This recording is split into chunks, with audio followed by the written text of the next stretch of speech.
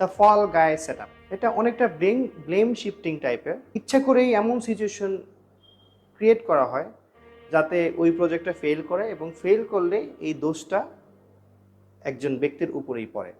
যেমন আমাদেরকে একটা প্রজেক্টের দায়িত্ব দেওয়া হয়েছে, কিন্তু সেখানে কি করতে হবে এইটা হয়তো ক্লিয়ার না,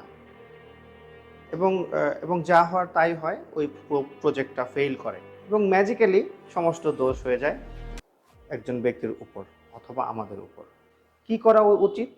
তখন একটা প্রজেক্টের যখন ডিসকাশন হবে, যতটা সম্ভব কোশ্চেন করা উচিত এবং ইমেলের মাধ্যমে বা লিখিতভাবে ক্লিয়ার গোল সেট করে নেওয়া উচিত। আমরা ইমেইলে লিখতে পারি, এটাই তো আমাদের প্রজেক্টের টাইমলাইন, বারবার জিজ্ঞেস করে কনফার্ম হয়ে নেব। জিজ্ঞেস করতে পারি, অথবা আমাদের এক্সাক্ট প্রজেক্টের ডেলিভারেবল কোনটা, আমাদের প্রজেক্টের এই মুহূর্তের প্রায়োরিটি কোনটা, বারবার আমরা ইমেলে জিজ্ঞেস করে কনফার্ম হয়ে নিতে পারি।